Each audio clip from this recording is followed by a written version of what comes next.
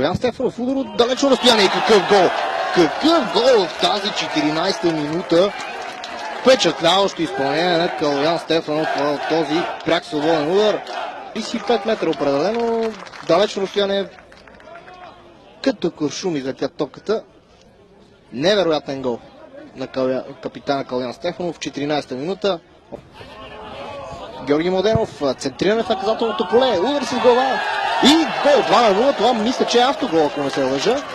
Нека видим още веднъж. Удар с глава, да, и това е автогол на номер 4 ли е това от състава на BM Sport. Мюмюн Байрам, който си вкара така злощастен автогол. При всички положения имаше засада на един от двамата футболисти. Кристиян Петров и това вече обаче е 3-0. Появили се като резерва Кристиян Петров. Прави резултата класически в тази 82-а минута. Хубав гол на Кристиян Петров, който точно под плонжа на вратаря. Павлов успя да покара топката и така ЦСКА 1948 бележи този заветен трети гол, който търсеше през второто полувреме. И капитана Калян Стефанов, който ще обясни на нашия колега Александър Трифонов как кара такъв феноменален гол. Ето го на BM Sport.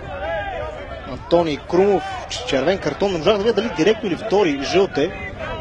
Един път му се размина на Антоний Крумов, но втори жълт картон получава. Даже вратара Павлов се наложи да го успокоява. Там за Крумов първо тук, след това пас,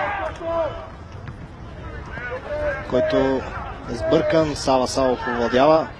Опита подаване към Марио Димитров. Успява. Димитров, удар! И 4-0. 4-0, хубав гол на Марио Димитров в тази 89-та минута. Хубав гол